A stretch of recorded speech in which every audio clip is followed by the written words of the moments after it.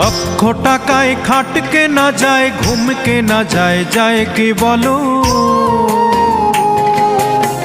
সোনার পালঙ্ক হলেই সবাই ঘুমিয়ে সুখ পায় কি বলো?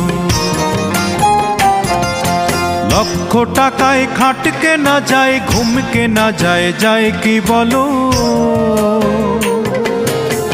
সোনার পালঙ্ক হলেই সবাই ঘুমিয়ে সুখ পায় কি বলো? সোনার পালঙ্ক হলেই সবাই ঘুমিয়ে সুখ পায় কি বলো?